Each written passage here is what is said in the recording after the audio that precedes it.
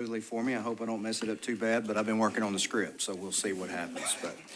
But committee members or board members, you'll see the committee assignments that were passed out to you for your review.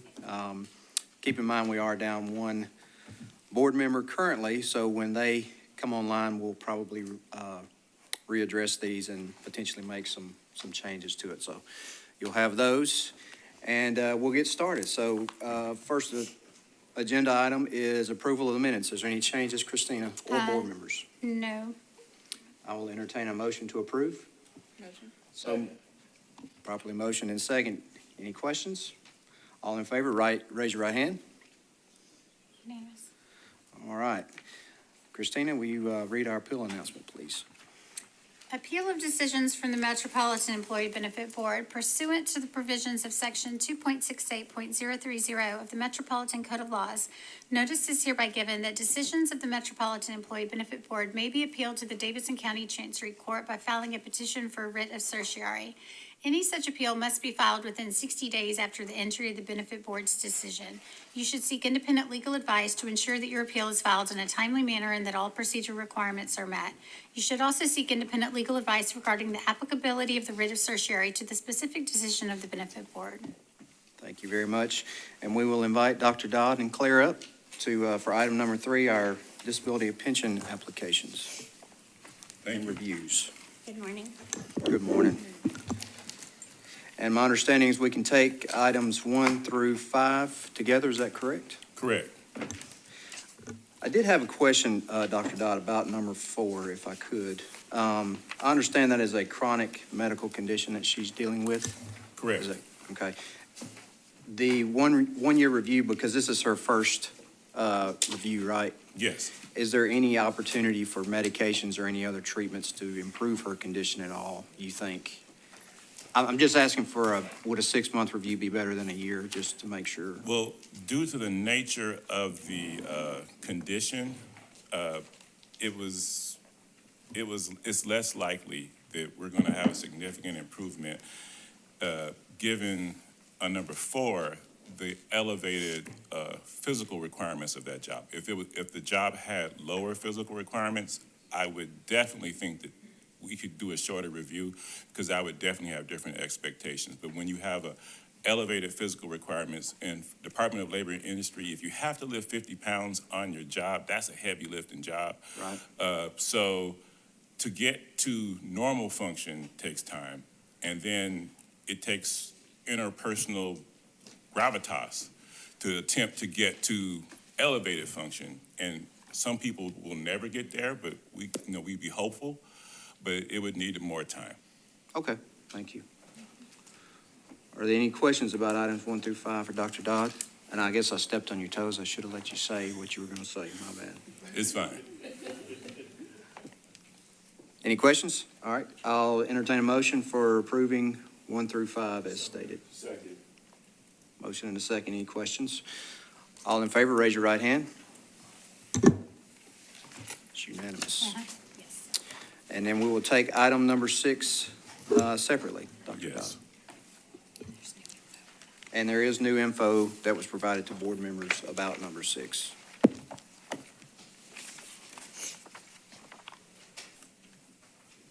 And the new information does not change your recommendation, correct? No, the new information did not change the nature of the medical recommendation at this time. Is there any questions about item number 6 from board members? Board member. Board member Shannon Hall. Thank you, Mr. Chair.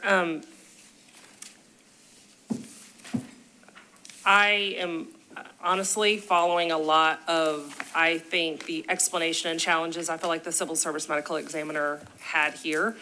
I'll be honest with you, the treating physician, and it seems to be one specific treating physician that's completing most of the paperwork, even though she has a number of, quote, impairments.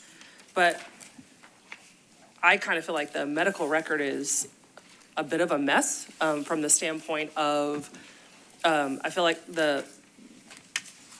given the job that she is performing, the conditions she is claiming she suffers from, does not seem consistent with the physician's health statements that are being completed by the same treating physician, and I don't see medical records that substantiate these same limitations. Like when I see these conditions and then I see the same treating physician marking, can't do any of them like these things don't add up, and then there's not a medical record that would otherwise substantiate why, it almost looks just personally like it was phoned in. Like she can't do anything, but then you'll find contradictory statements to the contrary saying, oh, she can, and she does sedentary work, finance, accounting work. This is what this position does. And it says this person, even though she's unable to do anything on the physician statement, it does say that she has the wherewithal to manage bank accounts and other things that actually are directly tied to the position she is performing. So I want to at least give a nod that it appears she has these impairments.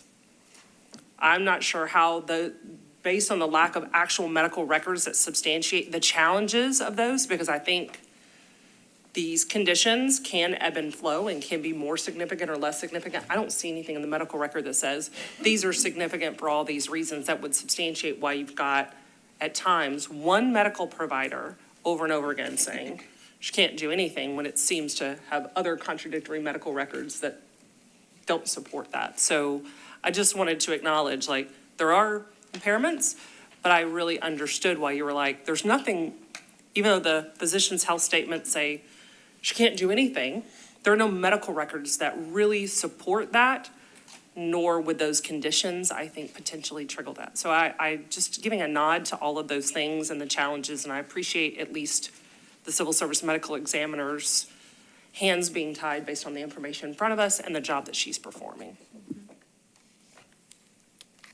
Any other board members?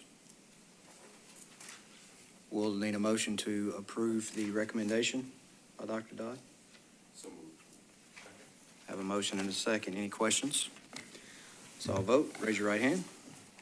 Unanimous. It's approved as recommended.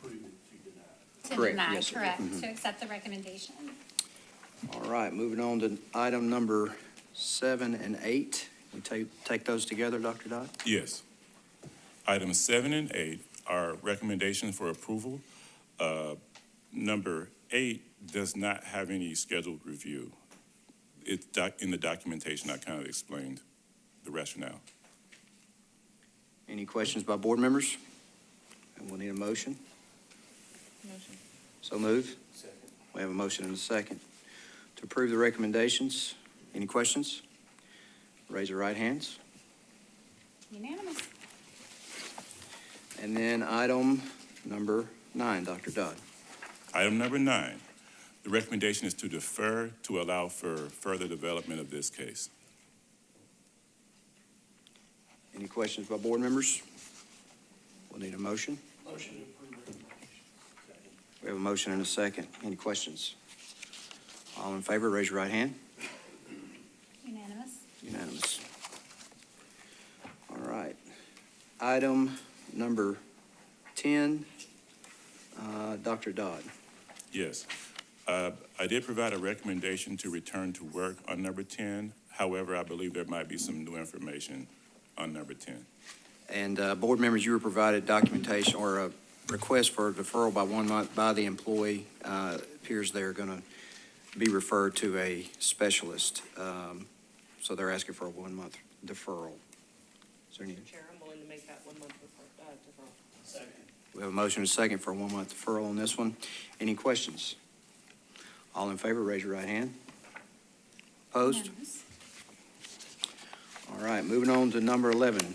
And we have a representative of the fire department and employee initials RR, I believe is here also. If you don't mind introducing yourself, please. Jamie Summers, Nashville Fire. Dr. Dodd, your recommendation. Recommendation is to return to work. Excellent. Ms. Summers, are y'all able to return this employee to duty? We are. Excellent. Are there any questions by board members? And we need a motion to approve. We have a motion and a second. Any questions? All in favor, raise your right hand. Unanimous. And congratulations, Mr. Rucker. All right, moving on to item number 12. Item number 12, the recommendation, and to clarify this recommendation is to return to work. There are no restrictions for work in the non-public safety officer role as an order protection officer. There would have been limitations impairing their return to their previous role. But this person is applying for a different role, and this new role does seem suitable given their medical impairments. Questions of board members? I have a question, not necessarily Board Member Pruitt-Haynes? I have a question. I don't know if it's for Dr. Dodd. It actually may be for you, Shannon. In this situation, since they have applied for the new role but haven't actually gotten it yet, if for any reason they don't, what happens? These happen periodically, and this is an interesting one, and God bless Mr. Caffey for wanting to pursue this, given his pretty significant medical conditions. He is still disabled under the code, right? He is a sworn classification. He's still disabled from doing this job, but this would allow him to pursue optionally other opportunities that could be within his restrictions. And there shouldn't be penalty to the department, right? By chance? Byron, thanks. Sorry, that's why I was sort of hovering. We know who you are, if you don't mind introducing yourself. Sorry, Byron Turn Grizzle, your HR microphone. Director, Sheriff's Office. Yeah, our goal is, with this, is also to request a salary supplement so he doesn't lose, there's not a salary hit to this. The advantage to this position is we have that open position. It, absent the armed officer, the sworn components of this, he already has the qualifications for this position for OP entry, for basic certifications and things like that. So this is a win-win across the board because he is, as you know, he is medically unable to perform his current position. But in the OP position, those restrictions would not hinder him.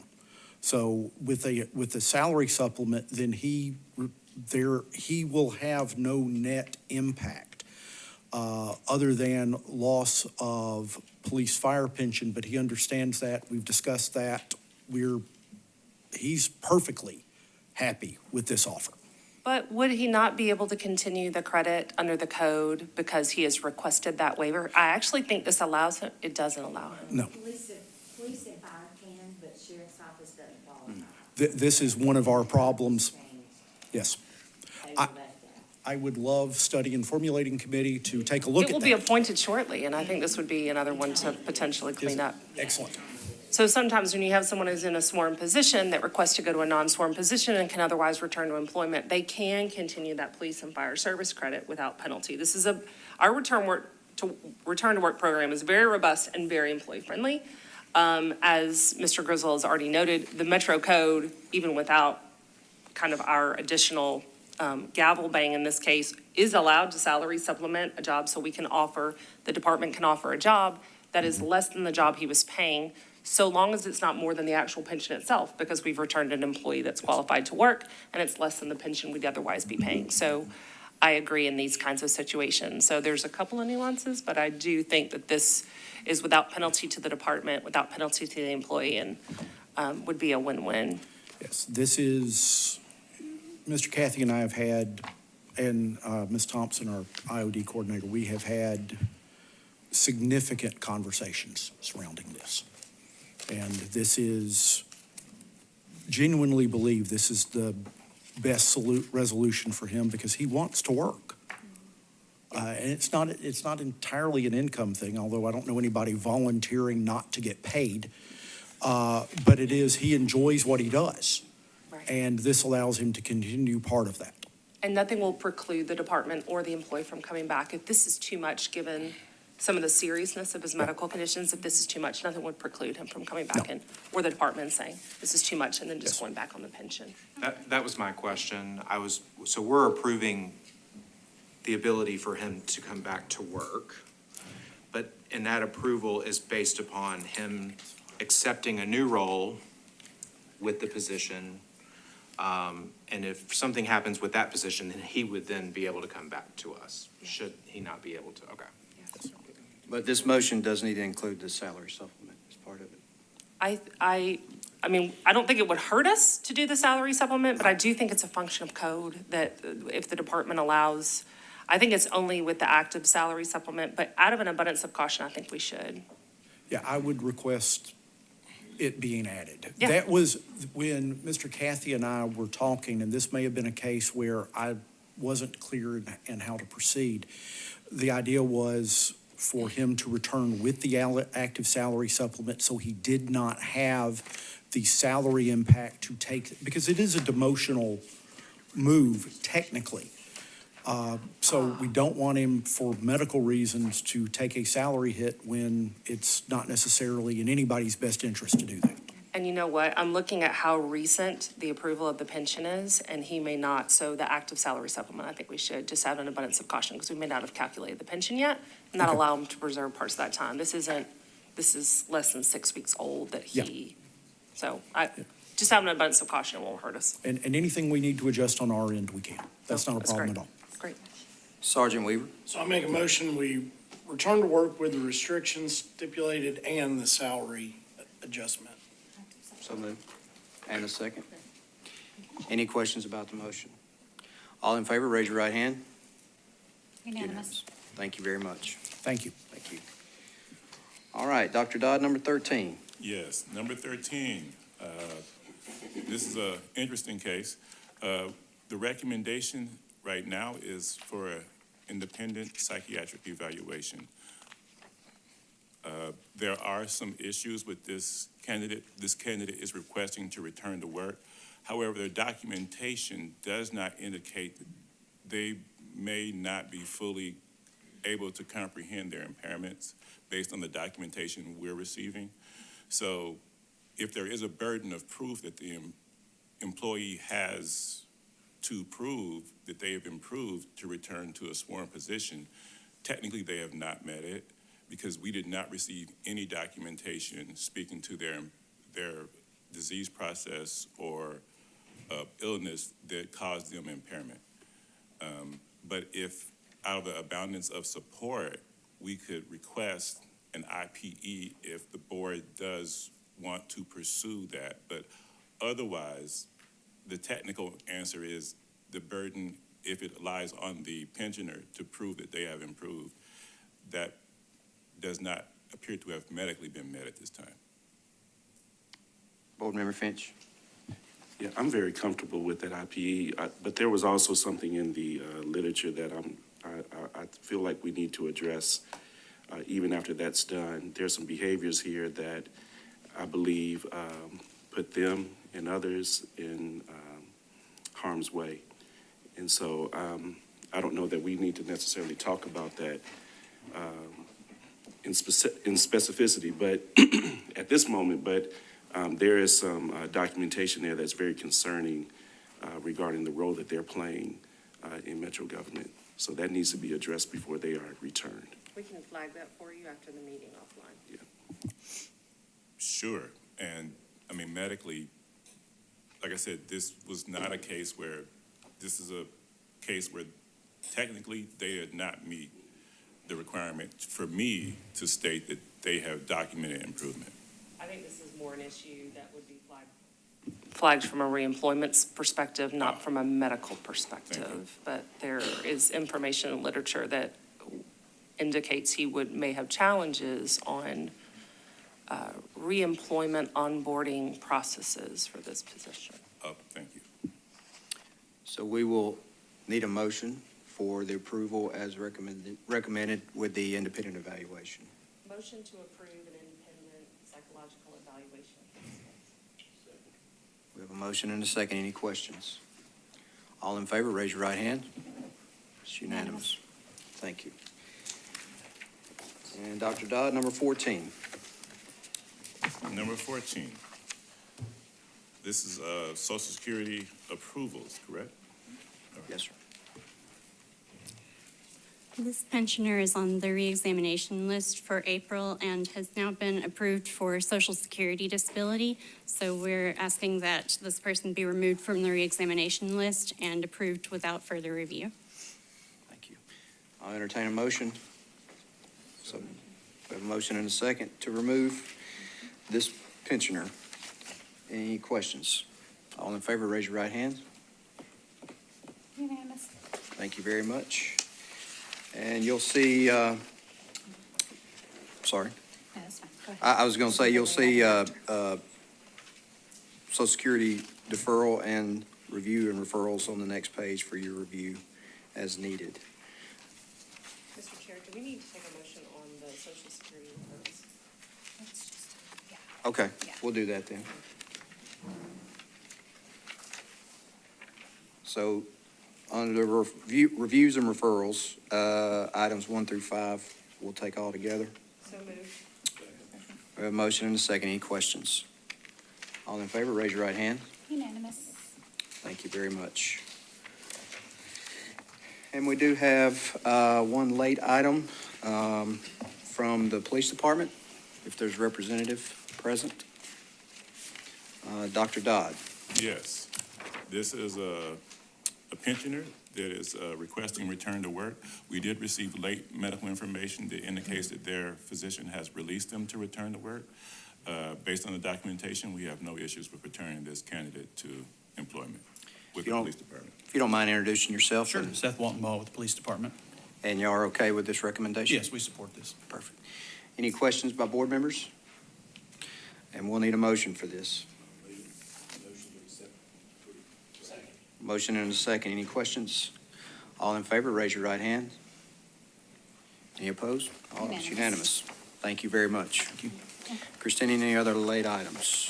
No, Okay. they're not, Mr. Chair. We will move on to approval of service, disability service survivor, and QDROs pensions approval. Have a motion. So moved. Motion? Okay. Motion and a second. Any questions? Is there a second? Ms. Pruitt-Haynes did. Perfect, thank you. Sorry, I didn't get All in favor, raise your right hands. Any? unanimous. Thank you very much. All right, public comment. Do we have any? No No. public comment today. All right, we will move on to item number 2, redetermination of disability pension amount based on excess earnings, and I believe HR is going to give us a report on this. Yes. Item number 2 is redetermination of disability pension amount based on excess earnings. This is something that we bring to you guys every year.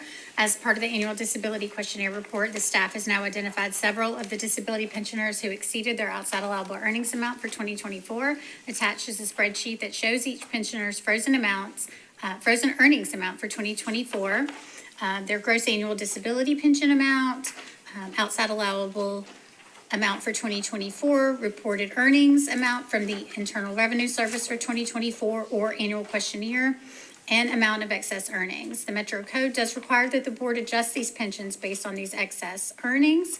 Certified letters were sent on December 1st prior to this meeting to each of these disability pensioners who were over their amount for 2024. They were informed of how much they were over and that this information would be submitted to the January board meeting for their pension amount to be redetermined as outlined by the Metro Code. And we are joined by Lori Meyer and Janelle Davidson from Disability Services. If you have any questions on this report or any information in your packet. Thank you very much. Do y'all have anything for board members? As stated, okay. Any questions from board members for HR? Ms. Hall. Just a comment, just praising staff again, just for all their hard work, not only in the disability questionnaires, which we are on a massive streak of complete compliance, so we're actually getting this information back, and then the ongoing challenges, getting income verified by the IRS, who changes this process every year and makes it just a little bit harder. So just really appreciate the detail that's provided here. Many of these, I think, are recurring, and this is good. This means that people are making more than they were making here at Metro when they were fully employed. So that's to be celebrated.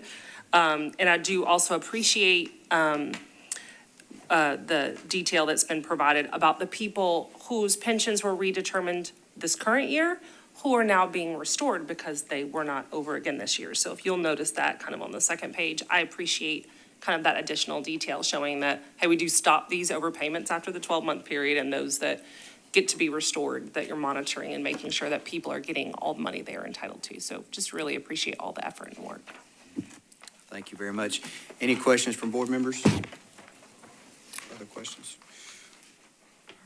All right, we'll need a motion to accept this report. We have a motion and a second. Any questions? All in favor, raise your right hand. Unanimous. Thank you very much. Under item 3, the report there under Cigna network change, my understanding is that Tenet Health and Summer Regional both have reached agreements with Cigna, so that's good, good to hear, as usual. Moving on to item number 4, under your reports, I believe items E and F. Assistant Director Hall, if you'd like to step up. And this is our annual enrollment overview and accomplishments for 2025 that we present to the board every year. And we have our Assistant Director, Ginger Hall, here to present that information. Good morning and Happy New Year. Welcome everybody back to the first board meeting of the year. I thought all night last night about words I could use to describe this group. And I will tell you, there's no words that I can really think of that technically would describe how hard this benefit group works. You can look at the 4-page document that you have, and if I had time, I would go through every single bullet, because every bullet takes a lot of time, a lot of energy, and a lot of manpower.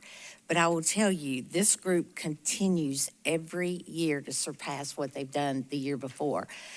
Just a synopsis, if it tells you anything, our retirements have continued to grow every year. So the pension calculations are steady. They're high again this year. Benefit calls and issues being resolved are high again this year.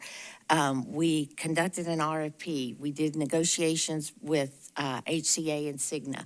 We have had so many of the normal activities that go on, and we've had a lot of special projects dropped in our lap. But probably the biggest one that I would talk about today is our Oracle Cloud. I don't know how familiar with it you guys are, but we have a new system that just came online. I see Harold and Shannon shaking because they've been very involved in this, as our team has. And I will tell you, for the last 18 to 24 months, it's been a third job for a lot of our people. A lot of staff have done their regular jobs, then they've taken on special projects. The supervisors have then supervised. And then the Oracle Cloud piece comes on, and we have what we call FALs, which is the functional area leads, which is another full-time job that several of them have taken on to make sure they're meeting daily and weekly and getting the system programmed like it needs to be, make sure it's up and running, whether it's testing, whether it's the trial and error of how things worked in the old system versus the new system. So when I tell you it has been an amazing year for this staff, I can't tell you enough how hard they have worked. I know they're tired, but they don't say it. They don't show it. They continue.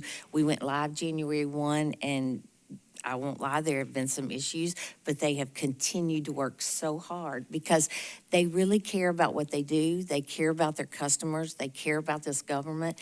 And I personally am so thankful that I get to work with people that are that dedicated. And so I feel like I'm the lucky one today. I don't love public speaking, but I get to come up and talk about what a fantastic job they do every day. You just heard Lori and Janelle. I mean, the non-compliance, normally we'll have somebody that won't turn their questionnaire in. They go hunting for them. I mean, they don't want anybody to lose their paycheck. It's amazing what the staff goes through to get things done. And I hate to do this because so many people have worked so hard, but I feel like I need to call out a handful of people because the FAL job has been a full-time, very difficult job. And that was Justin Stack, Dylan Lynch, and Selena Harris. And I'll tell you, from the pension standpoint, they built a platform from nothing. So when I tell you it has been a difficult year, but they've done an amazing, amazing job. And I'd like to thank Kevin Sullivan as well. He has been a partner with us. He's our actuary, in case you guys don't know for sure who he is. He has worked with us on the pension stuff to make sure that everything is set up in the system correctly. He's helped test. It's been a joint adventure with him and departments and just our whole staff. And I'm just very, very grateful for everything they do every day. So I felt like I needed to make sure you all knew what they do every day. The other thing I would say real quick is just the annual enrollment, which we do every year. There was not a lot of shift again this year. Normally it stays about the same. People don't seem to move from plan to plan, so no issues there. So I will be glad to take any questions you guys have. Board members? You did a great job. Well, thank Oh, sorry, Sergeant Weaver. I'd like to echo, I think, where you're going. The staff has reached out, especially for those of us, you all deal with this stuff daily. Our employees, I'll speak for a little bit for BR, our pensioners, because they call me too. Yes. They deal with this one time in their career, and you all, there are so many options at different points. You all walk them through it, you're responsive, with taking on all these other tasks. For this board member, you've been very responsive to help me with questions of, I don't know, which are a lot. So thank you. The praise and accolades are highly worth it and echoed by at least this board member, I'm sure many others. Well, and thank you all for your support. I'm telling you, we wouldn't be able to do it without your all's support. Thank you So- very much. I'd just like to say, I know dealing with employees, every case or scenario seems like it's a little different. And I tell them on the front, look, I don't know this stuff, but I'll try to get you an answer. And it doesn't matter if it's 4:30 on Friday afternoon or 8 o'clock on Monday morning or whatever. When I call, I usually get a phone call back from somebody that can at least direct me or direct them in the right direction. And that's just another layer of this that I think HR does a great job at managing a lot of these layers to this onion, so to speak. So thank you again for you and your staff and what y'all do. Appreciate it. Mr. Curtis. Yeah, I'll pile on as well. I mean, this is, I love with Metro employees. I just love them, and there's one reason we volunteer. So there's several people in here that volunteer for this, and it's always very much appreciated. Thank you. Finch. Yeah, I would be remiss if I didn't, just give some shout outs. Not only are these my colleagues, but these are my peeps. I just really appreciate the accessibility, the very resourceful approach to getting answers and getting resolutions. I'm just so impressed every time and so awed in the way that they just manage the job day to day. So thank you all so much. Thank you for your leadership. And I just look forward to continuing working with you. I'll show up tomorrow if you show up. So, You got it. So thank you. You got Thank it. you. Ms. Hall. I won't belabor many of these points because I echo everything that Ginger has said, but I would be remiss if I did not really just double down on how significant the work has been for the staff over the past 2 years with this Oracle migration. I cannot underscore this enough. I would say it only amps up and gets harder. It is a marathon, and then there's a sprint at the end of the marathon, and that has been going on since August. And now it is live, and we're having to see how things work. And there are challenges because we're not the only people. I mean, we don't configure the system. We give the information. We have important partners in finance and ITS and consultants that are system integrators that are actually helping us build this platform. I do want to just underscore again, the net new pension system that was built from the ground up when this happened. Dylan, you and your team have just done an amazing job. If I had picked something that I thought was going to be the most problematic going into this project, I would have picked it. It actually sailed, I think, because of not only the strong knowledge base, but the strong communication and collaboration that came from our team with the partnership of Kevin Sullivan, working with a really great system integrator and that consultant and IT partner. So it actually was in amazing shape, even versus some of the other modules we had going on in the Oracle Cloud migration. So we're not completely through it. We're kind of in it now. It's funny, we have a sign upstairs that said the cloud is upon us. It is upon us now. So now we are having to shake out some of those little tweaks. So just continue to be patient.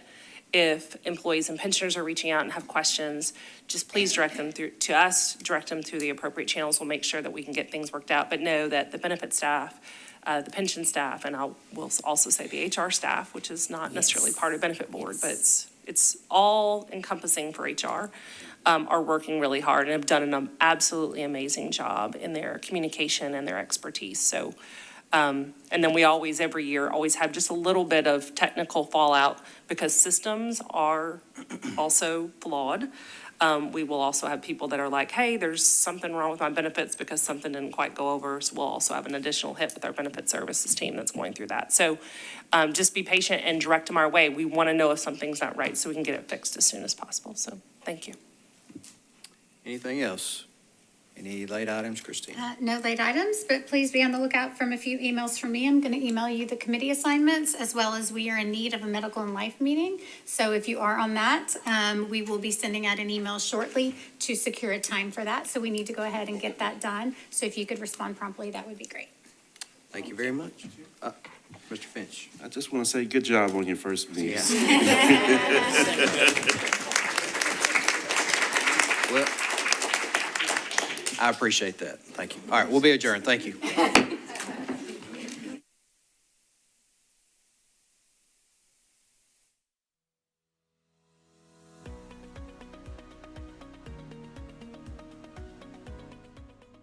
This has been a service of the Metro Nashville Network.